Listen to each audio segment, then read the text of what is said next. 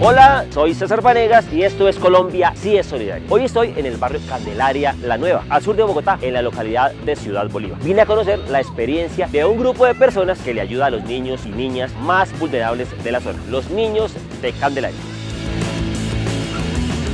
Y nuestra protagonista solidaria del capítulo de hoy es Sonia Rodríguez. ¿Dónde estamos? ¿Cómo se llama este sector? Bonanza, este pedacito, pero hace parte de Candelaria La Nueva. ¿Y qué hace tu grupo con los chicos y con las chicas de esta zona de Bogotá? Todo empezó con un pesebre que mi papá puso allí en la casa. Empezamos con una novena el 16 de diciembre del 2018. Se reunieron 125 niños. A raíz de eso vimos que muchos niños en la calle sin nada que hacer. Nació en el corazón de nosotros por un sueño que Dios pone en nuestro corazón, ver todos estos niños en el parque sin hacer mucho, que deberíamos reunirnos todos los sábados. Y así fue, empezamos con 5 niños ahí en el callejón, después 10, así empezaron a venir de a poquitos. Un día nos salimos al parque porque ya no cabíamos más en el callejón, que buscamos que los niños se graben un manual de vida para que sepan cómo afrontar las situaciones, que se eduquen con amor.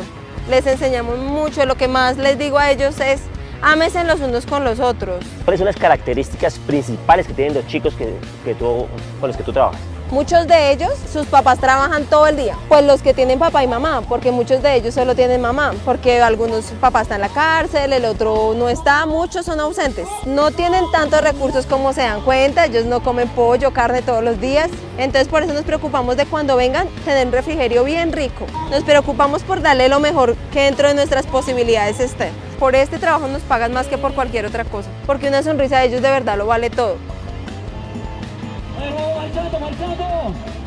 Ahora estoy con Aldemar. ¿Qué más, Aldemar? Buena onda, bien, amigo. ¿Qué es lo que usted hace acá con estos chicos? Lo que nosotros estamos trabajando con los niños acá es la reconstrucción del tejido social. Ciudad Bolívar ha sido uno de los sectores de Bogotá que aún ha sido tildado a nivel mundial como uno de los caldos de cultivo de problemáticas sociales muy evidente. Pero nosotros crecimos en Ciudad Bolívar y el problema no era que la gente fuera pobre ni que viniera de clases trabajadoras. El problema era que era invisible para su misma gente y para la otra gente. Cuando ya crecí, tomé la determinación de que la mejor manera primero de ser feliz es ayudar a los demás. Llevamos ya 13 años haciendo trabajo social, dictamos charlas en los colegios, en las universidades sobre prevención de adicciones, sobre embarazo adolescente, sobre suicidio. Bueno, este espacio se llama Colombia sí es solidaria. ¿Colombia sí es solidaria? Los manes que vienen acá, todos pagan sus transportes, entre todos damos para el refrigerio de todos estos niños. Desde mi mundo, Colombia sí es solidaria. Bueno, ¿y cómo sensibilizar a esas personas que están allá botadas en televisión? Pues hermano, mire, yo pienso que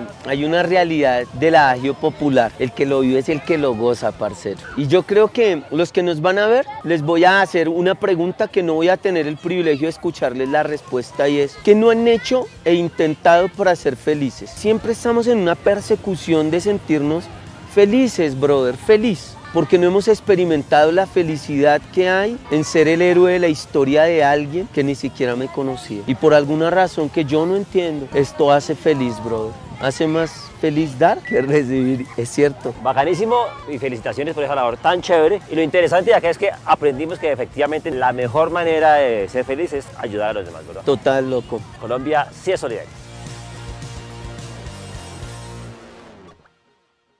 Hoy aprendimos cómo se vive la solidaridad aquí en el barrio Candelaria La Nueva y conocimos una bonita experiencia a estos chicos y esas personas que ayudan sin esperar nada a cambio. No olviden que si les gustó este video, le dan manito arriba y escríbanos a comunicaciones@orgsolidarias.gov.co o acá a nuestras redes sociales. Y recuerde, Colombia sí es solidaria.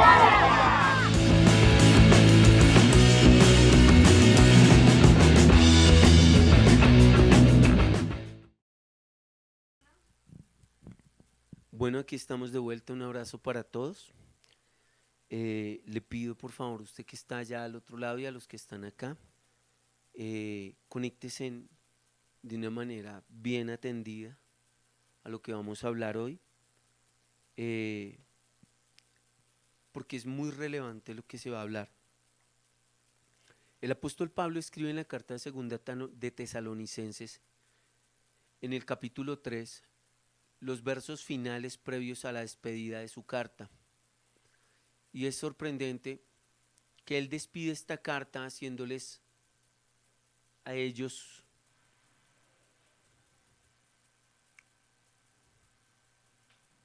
una aclaración muy puntual de la vida cristiana. Y si ustedes lo leen o tienen allá, dice en el capítulo 3 de 2 de Tesalonicenses cómo vivir a la luz del regreso de Cristo. Vamos a leer la palabra del Señor.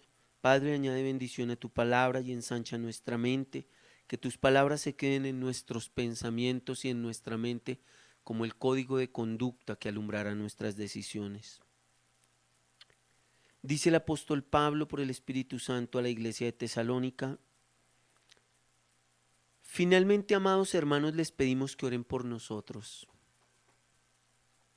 Oren para que el mensaje del Señor se difunda rápidamente y sea honrado en todo lugar a donde llegue, así como cuando les llegó a ustedes.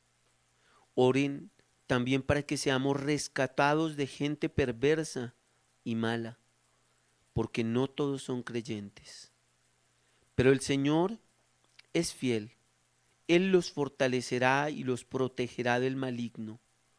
Además, confiamos en el Señor que ustedes hacen y seguirán haciendo lo que les ordenamos. Que el Señor les guíe el corazón a un entendimiento total y a una expresión plena del amor de Cristo y a la perseverancia con paciencia que proviene de Cristo. Voy a leer estos versos porque me parece que tienen una conexión profunda de la vida cristiana a la luz del regreso del Señor. Finalmente, vuelvo a leerles, finalmente, amados hermanos, les pedimos que oren por nosotros. Oren para que el mensaje del Señor se difunda rápidamente y sea honrado en todo lugar a donde llegue, así como cuando les llegó a ustedes. Oren también para que seamos rescatados de gente perversa y mala, porque no todos son creyentes. Pero el Señor es fiel. Él los fortalecerá y los protegerá del maligno. Además, confiamos en el Señor que ustedes hacen y seguirán haciendo lo que les ordenamos. Que el Señor les guíe el corazón a un entendimiento total y a una expresión plena del amor de Dios y a la perseverancia con paciencia que proviene de Cristo. Me sorprende que estamos frente a una generación que no habla mucho del regreso de Jesús. Escucho a muchos predicadores, y no en términos de que oiga yo a muchos predicadores, sino que oigo a muchos predicadores por ahí hablando de muchas predicaciones, pero escucho muy poco sobre el regreso del Señor. Y los pocos que lo hablan, muchos de ellos se enfocan en tratar de predecir es cuándo viene el Señor, y no que el Señor viene. Decir cuándo viene el Señor con seguridad sería una desfachatez, teniendo en cuenta que la Biblia dice que ni siquiera Jesús ni los ángeles saben cuándo le tocará a Jesús venir por la iglesia, solo el Padre. Cosas que el Padre se reservó para él, ni siquiera Jesús las sabe.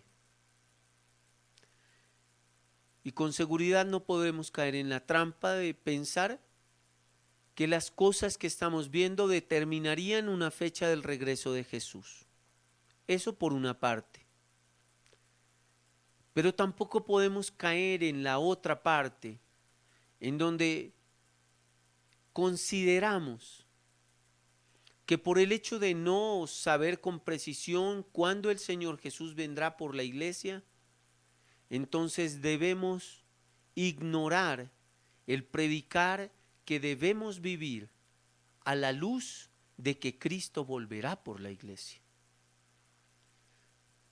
Cuando se deja de hablar de la venida del Señor en términos de que Cristo se ha manifestado, resucitado entre los muertos, y los que son hijos de Dios por causa de Cristo al recibirlo, definitivamente resucitarán juntamente con Cristo para vida eterna.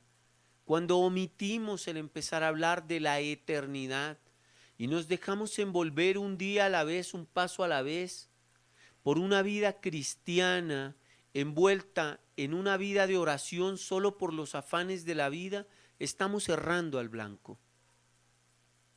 Nosotros entendemos que en este mundo enfrentamos grandes retos, tenemos compromisos, pero debemos tener con toda frecuencia claro en nuestra mente esto. Yo debo vivir todos los días preparado para mi vida eterna con Dios, para mi encuentro eterno con Dios. Debo vivir la vida como la Biblia me la enseña, el que disfruta de la vida como si no la disfrutara. ¿Por qué? Porque por más, y usted dirá, pero eso es una contradicción, Aldo, y yo le diré, sí, claro, parece contradictorio. Pero es que la persona que vive soñando y viviendo una vida de fe para la vida eterna, para encontrarse con el Señor, se da cuenta que lo más bacano de estar vivo es estar vivo para disfrutar de Dios. Y es estar vivo para llegar un día a conocer al Señor cara a cara. Pero cuando no se tiene presente esto, cuando no se tiene claro de que yo estoy vivo para vivir para Dios y que si muero es para estar con el Señor, cuando no se tiene claro eso en la vida, el creyente empieza a extraviarse un pasito a la vez, y cuando uno se da cuenta, su vida de creyente gira en torno a una relación con Dios para que Dios le solucione son todos los afanes con los que ese creyente se ha envuelto en este mundo. Jamás le pedimos a los creyentes cuando enseñamos estas cosas que tomen una actitud de absoluta despreocupación frente a los retos de la vida, ni frente a los compromisos de la vida, de ninguna manera. No les estamos diciendo vuélvasen descarados frente a los retos de la vida, vuélvasen desinteresados por los compromisos que tienen en la vida. No. Les estamos diciendo no busquen la centralidad de la vida en los compromisos de la vida. Busquen la centralidad de la vida en la persona de Cristo. Y hagan todo lo que en la vida les es demandado o exigido para Dios. Entonces vivirán todos los días de su vida con la centralidad de hacer todo para el Señor. Y eso les hará claramente mucho más conscientes de que viven para la eternidad. Hoy en día estamos frente a una generación que ve a Dios como el ingrediente que puede dar a luz el alcance de sus ambiciones. Y no como creyentes que pueden ver en Dios el descubrir para qué fueron creados. Parece complejo poder vivir para Dios sin descuidar las cosas que se tienen en la vida cotidiana, pero no es verdad. Cuando una persona vive en este mundo haciendo todo para Dios, glorifica a Dios en todo lo que toca, en todos los lugares a donde va, en todas las cosas que emprende, cuando hace todo para Dios. Y aunque Dios le regale a ese creyente éxito, bienes, prestigio, títulos, y le permita esas cosas, esa persona ni se siente embriagada por el éxito, ni por los logros, ni las posesiones, sino que se siente embriagado de la presencia de Dios, que le ha permitido crecer en la comunión con Dios a pesar de la vida y sus múltiples compromisos. Aquí no estamos apelando a una idea equivocada del Evangelio, en donde hay gente que piensa que servirle a Dios es dejar el trabajo tirado, todo tirado, y decir me voy a dedicar al ministerio. Y algunos tomaron la decisión, conocí a muchos, de decir voy a dedicarme al ministerio y dejaron su trabajo. voy a dedicarme al ministerio, y abandonaron sus profesiones. No, de ninguna manera les decimos eso. Les decimos, si viven a la luz del regreso de Cristo, con seguridad van a vivir haciendo todo para Cristo, porque dicen, tal vez hoy estoy aquí trabajando y Cristo viene mientras trabajo. Entonces, si lo hago para Cristo, me encontraré con que cuando la trompeta suene, yo la escucharé. Escucharé la voz del Señor cuando diga, venid a mí, benditos de mi Padre, y los recibiremos al Señor en las nubes cuando seamos arrebatados. Iré a la universidad y estudiaré para el Señor, con el fin de tener un título que me permita, como profesional, presentar el Evangelio de una manera mucho más amplia en círculos donde tal vez muchos no son creyentes. Haré negocios y entraré en la vida de comercio para que muchos de los que como comerciantes no conocen del Señor puedan conocerlo, porque muchos comerciantes rechazan el Evangelio porque no hay muchos que en ese ámbito prediquen, y tal vez en ese ámbito necesitamos más gente hablando de Cristo. El que vive a la luz del regreso del Señor vive haciendo cada cosa en cada aspecto de su vida para Dios, para la gloria de Dios y por causa de Cristo en su vida. Y cuando una persona vive así con seguridad, va a hallar el propósito por el cual fue creado.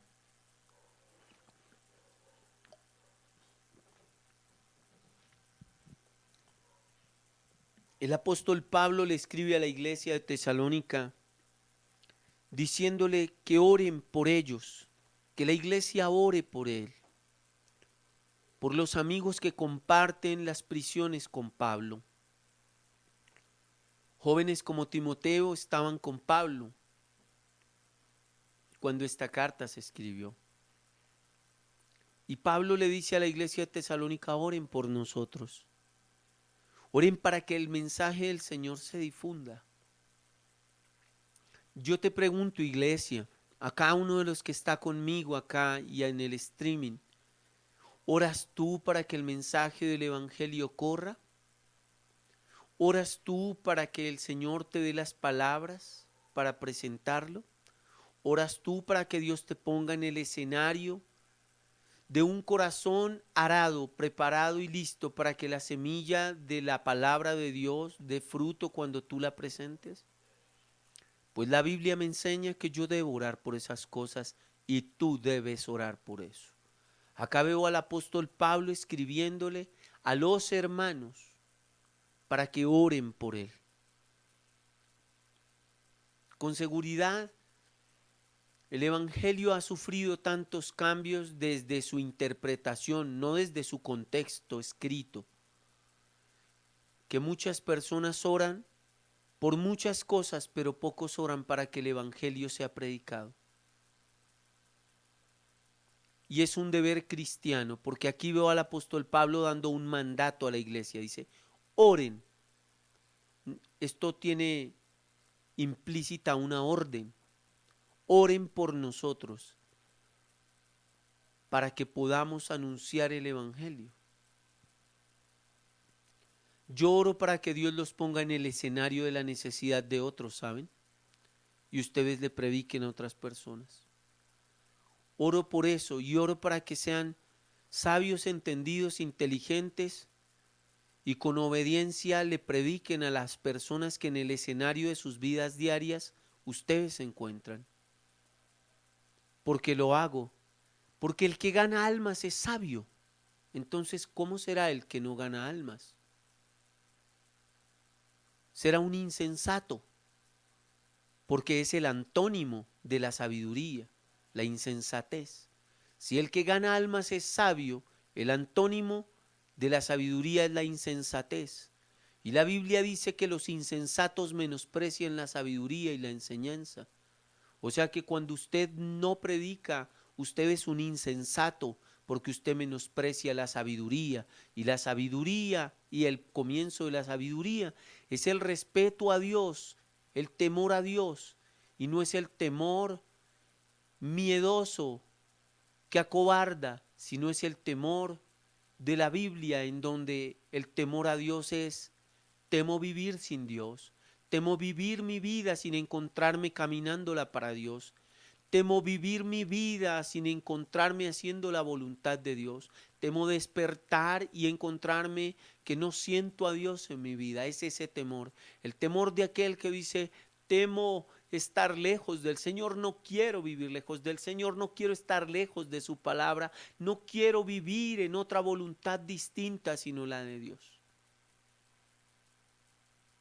El apóstol Pablo ora para que ellos oren por él, para que a él le sea dada palabra para predicar a Cristo. Pero si usted avanza un poco más, usted verá que él dice que él quiere que el mensaje del Señor se difunda y sea honrado en todo lugar a donde llegue, así como cuando les llegó a ellos. Le dice que oren también para que sean rescatados de gente perversa y mala, porque no todos son creyentes. Amplía el marco de la oración. Yo oro para que lo que yo les transmito de parte del Señor a la luz de la palabra, ustedes dejen de ser oidores olvidadizos, del cual hay un diagnóstico en la Biblia. Y dice que el oidor olvidadizo es como aquel hombre que mira su rostro en un espejo, pero cuando quita su rostro del espejo olvida su cara. Les voy a explicar con más detenimiento esto. Está diciendo que el hombre que se ve en el espejo de la palabra de Dios se da cuenta que es un pecador. Se da cuenta que necesita a Dios. Se da cuenta que sin Dios su vida es un lastre que le pesa tanto que la vida la lleva arrastrándola, y cuando alguien arrastra la vida solo vive raspado, aporreado y golpeado, lacerado y sufrido, porque arrastra la vida. Y que es necesario que usted y yo tomemos la determinante decisión en nuestras vidas de poner la palabra del Señor en el primer lugar, con la finalidad de que esta palabra nos deje ver quiénes somos, pero que al dejar de leerla no olvidemos lo que ella dijo de nosotros, que somos pecadores, que nos inclinamos por lo malo, que buscamos solo lo nuestro propio, que somos egoístas, personalistas, ambiciosos, pretenciosos, arrogantes, que todo el diagnóstico que la Biblia hace sobre la condición del hombre nos grita nuestra necesidad de Dios, pero que cuando ya no estemos leyendo la Biblia, no olvidemos eso, que nos vimos reflejados a la luz de la Biblia en nuestra condición, una condición de necesidad.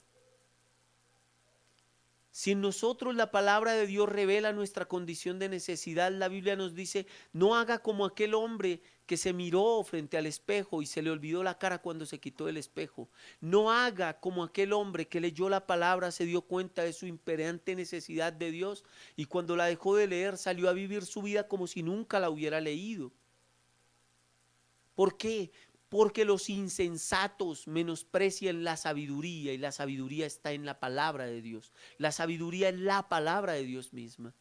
Pero el insensato menosprecia, es así, chévere, la leí, pero sigue viviendo en el molde de sus antiguas maneras de conducirse. Él ora para que esta iglesia predique, porque el que predica es sabio, y el que es sabio habla las palabras de Dios. El que no habla las palabras de Dios habiéndolas leído se hace insensato y menosprecia la sabiduría y también la enseñanza, que es lo que la Biblia le da al hombre: enseñanza, entendimiento, conocimiento, habilidades, destrezas. Lo vuelve astuto, aunque hubiera sido alguien simple, alguien fatuo, alguien tonto. Lo hace sabio. Pero usted no halla sabiduría sino cuando usted se llena de la palabra de Dios. Y cuando usted se llena de la palabra de Dios, usted se ve en la necesidad de predicar la palabra de Dios. El apóstol Pablo dice: yo he hablado con Dios, he orado, hablado con Dios, para que ustedes oren por nosotros, para que prediquemos, pero indefectiblemente también para que la iglesia de Tesalónica predique. Yo oro para que ustedes oren por mí. y le pidan a Dios que me dé las habilidades y las destrezas a la luz de su palabra para presentar cada vez mejor el mensaje del evangelio. Pero también oro para que ustedes le hablen a sus familiares. No, ya le he hablado, pues entonces ahora ya no le hable más en amor, exhórtelo en amor. Uno tiene que hablar en amor, uno tiene que exhortar en amor y uno también tiene que declarar palabras de parte de Dios sobre gente que ni hablándole en amor ni exhortándole en amor quiere encaminarse por la vida de fe. En la tertulia tratábamos algo muy puntual y estábamos leyendo que la quinta bienaventuranza es: bienaventurados los misericordiosos, porque ellos recibirán misericordia. Y entonces decíamos, ¿qué no es la misericordia? La misericordia no es alcahuetería. Si usted piensa que alguien misericordioso lo que hace es no decirle sus errores y pecados, no, eso no es misericordia. Porque cuando yo leo la Biblia es misericordiosa, pero la Biblia me grita mis pecados en la cara. Entonces, ¿qué no es la misericordia? La misericordia no es alcahuetería. Dios es misericordioso, pero Dios mira a la gente y le dice que lo que está mal en su vida, pero Él es misericordioso. Entonces sabemos que misericordia no es alcahuetería, porque Dios no es alcahueta del pecado de nadie. Misericordia no es la omisión de la verdad, porque leo la Biblia y Jesús no omite la verdad. Jesús mira a un hombre y le dice, te es necesario nacer de nuevo. Y aquel hombre le dice, pero ¿cómo volveré yo a nacer, a entrar en el vientre de mi madre para nacer de nuevo? Y entonces Jesús le enseña que le es necesario nacer del agua y del Espíritu. Amados hermanos, cuando nosotros omitimos el hablar el evangelio y predicar el evangelio, estamos volviéndonos necios e insensatos. Estamos haciendo todo aquello que pone sobre nuestras vidas experiencias de dolor y sufrimiento. El que no predica no se pone los zapatos del evangelio de la paz, entonces uno lo ve peleando a toda hora, con insatisfacciones, con experiencias de sinsabor en su vida, porque como no predica, no se pone los zapatos del evangelio de la paz. Así dice la Biblia, cálcese en los pies con el apresto del evangelio de la paz. Quien no predica no se calza los pies, y quien no se calza los pies camina por la vida con sus pies heridos, y como están heridos sus pies, todo el tiempo se queja. Como todo el tiempo se queja, no logra tener gratitud, solo logra tener ¿qué? Queja. Solo puede hablar de su sufrimiento. El que no predica no se pone los zapatos del evangelio de la paz, y uno lo escucha todo el tiempo quejándose de su situación, de su condición, de sus experiencias emocionales, financieras, intelectuales y de familia. Aquí él dice, oro para que el evangelio corra, para que el evangelio sea predicado. Y yo digo, Señor, tu palabra es un rompecabezas glorioso que encaja con perfecciones absolutas, pero cósmicas, globales. Todo está conectado con todo. El que no predica no se calza los zapatos del evangelio de la paz, por eso está andando descalzo, por eso siente sufrimiento, porque alguien que camina descalzo por la vida tiene heridas en sus pies, dedos infectados, lo laceran las irregularidades del piso. La inclemencia del clima le produce enfermedades porque no tiene zapatos. ¡Wow!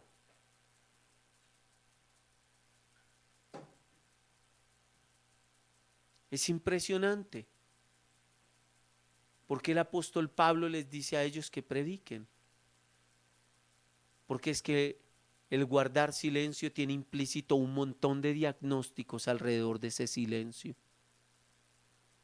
En ese silencio hay falta de sabiduría, porque no se habla la sabiduría de Dios que hace a los necios sabios.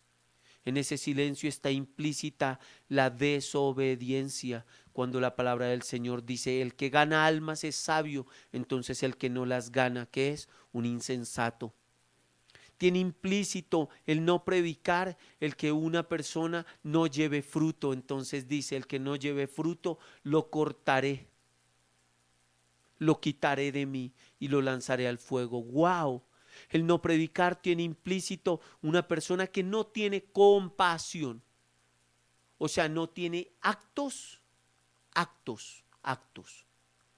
No palabras, actos que saquen a la luz la compasión de la palabra del Señor, obrando en ese hombre y en esa mujer en compasión por los que no conocen al Señor.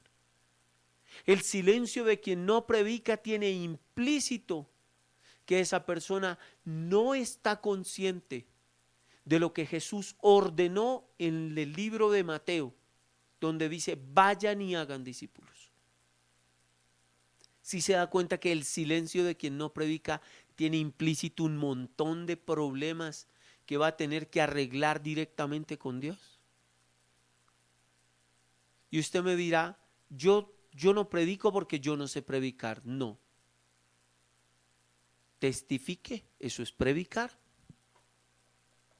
Jesús dice a un hombre que le lava los ojos con saliva, le hace barro con saliva y tierra, hace barro, lodo, se lo pone en los ojos y le abre los ojos.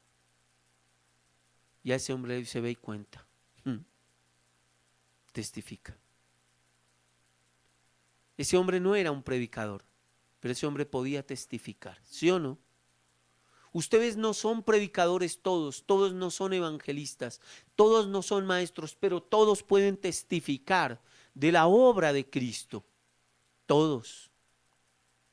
Unos pueden decir, Dios ha venido trayendo paz en medio de mi batalla contra una dolencia en mi salud. Otros pueden decir, he venido experimentando la fidelidad de Dios porque a pesar de la pandemia, Dios nunca me ha faltado ni con el alimento, ni con el dinero para pagar la renta. Dios no me ha faltado con la salud. Y traeré a colación el hecho de testificar como el hecho de anunciar la obra de Dios. Porque si voy a la palabra del Señor, me da testimonio una y otra vez de que gente que vio la obra del Señor en su vida fue a contarla y otros se añadieron a raíz de su testimonio. Entonces les digo a ustedes, amados hermanos, testifiquen de la obra del Señor en su vida. Y tal vez usted dirá, pues yo no soy un hombre o una mujer que haya visto muchos milagros de Dios en mi vida. Entonces yo le voy a decir esto, que hace unos días una persona compartió en Casabresca y fue lo siguiente. Un hombre rico mira por la ventana de su casa y ve a un hombre vagabundo andando por la calle. Y el hombre rico dice, doy gracias a Dios que no soy un vagabundo. Y el hombre vagabundo que está caminando por la calle ve a un hombre que está un poco loco. Y al mirar a ese hombre un poco loco dice, el vagabundo, doy gracias a Dios que no he perdido mi juicio. Pero el hombre loco está sentado en el andén o en la banqueta, dirían los mexicanos, y ve pasar una ambulancia y el hombre loco en medio de su locura tiene ese momento de lucidez y dice, doy gracias a Dios que yo no voy en esa ambulancia. El hombre que va en la ambulancia llega al hospital y estando en el hospital ve pasar una camilla, pero en la camilla el cuerpo está cubierto con una sábana blanca y una etiqueta que cuelga del dedo gordo y el enfermo dice al ver pasar la camilla con aquel difunto, doy gracias a Dios que aún estoy vivo. Parece que todos tenemos algo por qué agradecer a Dios y todos tenemos un testimonio que dar sobre la obra de Dios en nuestra vida. El único que no pudo agradecer fue ese difunto. Ese difunto ya no tiene nada que decir. No tiene nada por qué agradecer, no tiene nada que reconocer de Dios en su vida. Pero si usted está vivo, yo le pido, quítese la talanquera, la piedra, el obstáculo, el argumento o el resabio de pensar que usted no tiene nada para qué testificar a otros de la obra de Dios en su vida. El apóstol Pablo aquí ora diciendo, por favor, oro para que oren por mí. Se lo leo. Finalmente, amados hermanos, les pedimos que oren por nosotros. Oren para que el mensaje del Señor se difunda rápidamente y sea honrado en todo lugar a donde llegue, así como cuando les llegó a ustedes. Oren también para que seamos rescatados de gente perversa y mala, porque no todos son creyentes. Ahora comprende que cuando usted no testifica que es hora es predicar, cuando usted testifica está hablando de la obra de Dios. Usted se está metiendo en un problema enorme con Dios. Porque desobedece a Cristo que le dice vaya y haga discípulos. Porque desobedece la palabra y se hace necio cuando la palabra dice que el que gana almas es sabio.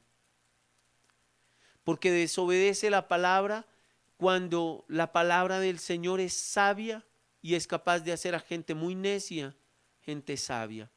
Y usted le quita ese privilegio a esa persona.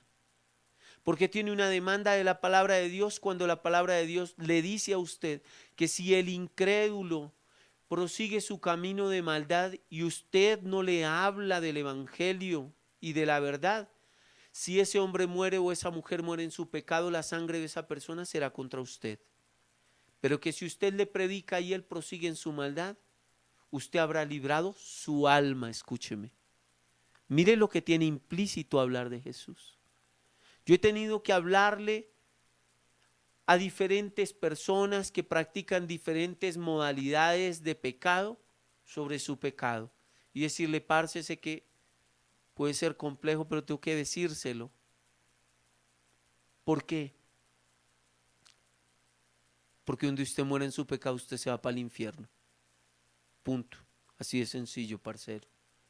Donde usted muera, la oportunidad que tenía para ir al cielo se esfuma al morir en su pecado. Porque Dios, en el momento en que nos permite hablarle a una persona, nos está usando como mensajeros de su palabra y nos está permitiendo ser parte de una declaración profética de Jesús cuando le dijo a los discípulos que este evangelio sería predicado a todas las naciones. Y cuando tú hablas de Jesús, eres parte de esa palabra profética donde él dijo, el evangelio será predicado a todas las naciones. Y cuando ese evangelio sea predicado a todas las naciones, vendrá el fin. Cuando tú predicas, tú estás siendo la respuesta de parte del cielo en una declaración de Jesús. También eres parte de una oración respondida de Jesús cuando Jesús dice, Padre, envía obreros a tu mies. Envía trabajadores que quieran hacer. ¿Cuál cree que es el trabajo del cristiano? Predicar. El trabajo del cristiano es hablarle de Cristo a los que no lo conocen, punto. En eso se resume el trabajo de un cristiano, en anunciar al Señor Jesucristo con palabras y con acciones. Dos ingredientes, palabras y ¿qué? O sea, que esté la palabra y la coherencia con lo que habló. En eso se resume la vida cristiana. Hable del Señor y sea coherente con ese mensaje, viviéndolo. Así que cuando tú predicas, tú te añades un montón de bendición a tu vida. Te voy a decir algo. Cuando tú predicas la palabra del Señor, el Señor tiene para decirte, yo sé de que tienes necesidad. Cuando tú predicas, tú estás invirtiendo tu vida en Dios. Entonces tu vida en Dios va a hallar una cosecha, porque la vida sembrada en Dios tiene una cosecha de vida en Dios. Y esa cosecha de vida es la vida eterna. Cuando tú predicas la palabra, tú haces tesoros en los cielos. Cuando tú predicas la palabra, te espera un galardón por el cual batalló, persiguió y trabajó el apóstol Pablo, donde él dice: he guardado la fe, he peleado la batalla, he corrido la carrera. Por lo demás, ¿por qué cree que decía eso?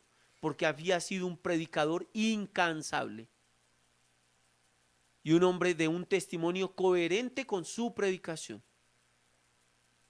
Cuando tú predicas el evangelio, el Espíritu Santo te capacita, y cuando el Espíritu Santo te capacita, dejas de lidiar con los pecados con los que has venido lidiando. Cuando predicas el evangelio con palabras y con acciones, tú estás haciendo lo que Cristo te ordenó que hiciera, hacer discípulos. Entonces también experimentas el cumplimiento de esa obediencia, donde Jesús dice claramente: si esto hacen, si predican, si hacen discípulos, estaré con ustedes hasta el fin de los tiempos. O sea que el que no predica el evangelio experimenta la ausencia de Dios. Aunque Dios sea fiel en muchas áreas de la vida de esa persona no experimenta la promesa de Cristo, donde Él dice: estaré con ustedes hasta el fin de los tiempos. Y conozco muchos cristianos pidiendo que otros oren por ellos porque sienten que su oración ni siquiera sube del techo. ¿Quieres sentir la presencia de Dios? Predica a Cristo. Porque donde Cristo es anunciado, Él se manifiesta. ¿Para qué? Para que los que escuchan puedan ser convencidos de pecado, justicia y juicio. ¿Sí se dan cuenta todo lo que está implícito en predicar el evangelio? Tanto enormes tesoros del cielo para la vida del creyente que predica, como enorme condenación y enormes cuentas y facturas en contra delante del Señor por causa de esa rebelión al no predicar el evangelio. Vamos a tratar este tema con más amplitud el día miércoles. El tiempo se nos ha terminado. Deseo en el nombre de Jesús que acuñen esto. Díganle al Señor: Señor, no sé cómo predicar, pero sé que puedo testificar. Tío Juan, llevas poco tiempo con nosotros, pero yo te digo una cosa: ¿tú puedes testificar que la presencia de Dios ha venido reconfortando tu vida? O sea, tú no predicas, pero puedes decirle a una persona que esté en depresión o que experimente soledad o que se sienta confundida, puedes decirle: bro, mire, yo no sé predicar mucho, pero le soy sincero, acercarme a Cristo ha venido quitando esa experiencia de soledad en mi vida. Puedes decir eso, ¿cierto? Si se dan cuenta, él puede ser un testigo de que la presencia de Dios disipa la tormenta emocional en la que un ser humano se puede encontrar. Testifique, cuéntele a otros cómo Cristo cambió su vida y deje que el Espíritu Santo use ese testimonio como Él quiera, pero usted cumpla con su deber y obedezca al Señor. El deber de los hijos de Dios es obedecer a Dios, y el deber de los hijos de Dios como cristianos es presentar a Cristo como la solución para los diferentes grandes retos del ser humano. Padre amado, te doy gracias por la iglesia. Gracias por cada uno de mis amigos con nombre propio. Bendícelos, abrázalos, renuévalos, estimúlalos, incomódalos al reaccionar, avívalos en tu verdad. Y permíteles un día a la vez, Señor, caminar contigo. Regálales un día a la vez el gozo que provoca tu compañía, que es un gozo que uno no compara con ninguna cosa bacana que uno haya hecho. Permíteles a mis hermanos tener una comunión constante, permanente y lúcida y consciente contigo, Señor, para que en esa comunión su vida de fe sea estimulada, su vida de fe crezca y se hallen viviendo en tu voluntad y a la luz de tu palabra, Señor. Padre, en el nombre de Jesús, bendice los matrimonios, que todo argumento personal, humano, de este mundo y espiritual que se levanta para producir divorcios, enemistades, peleas, disputas, rencillas en los matrimonios o divorcios, eso sea desarticulado y desmantelado por el poder de tu palabra que dice: mujeres respeten a sus maridos, maridos amen a sus esposas como Cristo amó a la iglesia. Que esa palabra irrumpa poderosamente, quebrantando la rebeldía en los hombres para amar a sus esposas como tú amas a la iglesia, Señor. La amas con todo tu ser hasta la muerte y la resurrección. Y que todo argumento irrespetuoso en las mujeres, por causa de tu mandato a través del apóstol Pablo, donde dice: mujeres, respeten a sus maridos, que se sometan las mujeres a tu palabra y los hombres a tu palabra, Señor, y que eso consuma los argumentos del divorcio, la separación, las disputas entre pareja. Señor, en el nombre de Jesús oro por los jóvenes, que se sometan a tu palabra para que tengan el regalo que todo mundo añoraría, que tengan larga vida sobre la tierra y todo lo que emprenda les salga bien. Entonces dice tu palabra, hijos, honren a sus padres. Señor, gracias Dios por ser tan bueno, tan especial y regalarnos estos momentos tan especiales a tu lado. Que la dulce comunión con tu Espíritu Santo guarde nuestros corazones en Cristo Jesús, tu Hijo amado, Señor. Añade bendición a la iglesia, Padre, y que puedan testificar de que Cristo es el Señor en todos los entornos donde los has puesto. Oro en el nombre de Cristo, tu Hijo, Padre. Gracias, Espíritu Santo. Amén y amén. Un abrazo enorme y les vamos a enviar los anuncios para que se den cuenta esta semana cómo vamos a estar. ¿Listo? Ah, me dicen que todavía no está el video, entonces les cuento. Mañana lunes de sobredosis, ¿a las qué? 8 de la noche. Nos vemos en la lunes de sobredosis para que usted llegue a su trabajo, coma y se siente y empecemos a orar juntos. ¿Por qué? Porque la oración del justo puede mucho y una iglesia que ora es una iglesia poderosa. El martes las chicas se reúnen, los chicos se reúnen a las 5 de la tarde, se reúnen. ¿Cómo es que se llama el grupo de los adolescentes? Tiene un nombre raro. Los guacharacos se reúnen a las 5 de la tarde. Y a las 9:30 de la noche me veo yo con los manes. Allí estamos afilándonos todos. Ha sido muy bacano, la verdad. El miércoles nos vemos a través de streaming. El jueves se ven las mujeres se ven allí a las 8 de la noche, se ven en todo lo que ellas están estudiando y están aprendiendo. Deseo en el nombre de Jesús que se añadan cada día más. Invite a alguna mujer que usted sepa que se encuentra viviendo cualquier tipo de experiencia compleja. Invítela, no sea mala onda, nena. Lleve a otros a la fuente que a usted la está alimentando, que es el Señor. Y el viernes nos vemos en la tertulia a través también de este medio, en Zoom, y seguimos con la sexta bienaventuranza. Estudie para que comparta, para que todos nos retroalimentemos y hagamos lo que dice la Biblia. Se edifiquen los unos a los otros. El día sábado todavía no vamos a abrir el trabajo con los niños en Candelaria por todas las restricciones de la pandemia y no queremos penalizaciones del gobierno por causa de no obedecer las órdenes que se dieron allí. El domingo nos vemos a través de este medio, 11 de la mañana.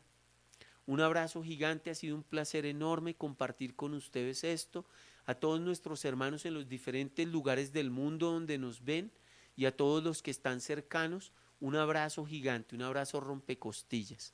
Recuerden que pueden venir acá a Casa Bresca, nos podemos ver, aunque no nos podamos reunir todos al tiempo, venga, veámonos, oremos, hablemos, enterémonos y vivamos la vida de fe que dice la Biblia, que cuán bello es estar los hermanos juntos y en armonía. Un abrazo gigante. Chao, chao.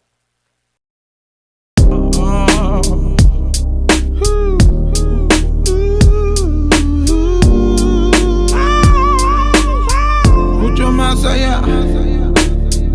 Hola, hoy comienza un nuevo día. Sin sueños, sin ganas, sin alegría.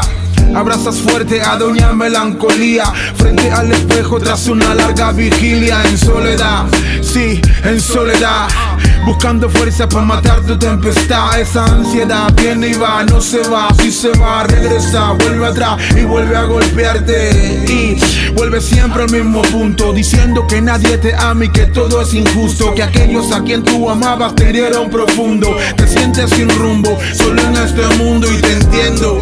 En verdad yo te entiendo. Viví lo mismo que tú hace algún tiempo. Yo sé muy bien lo oscuro que estás viviendo.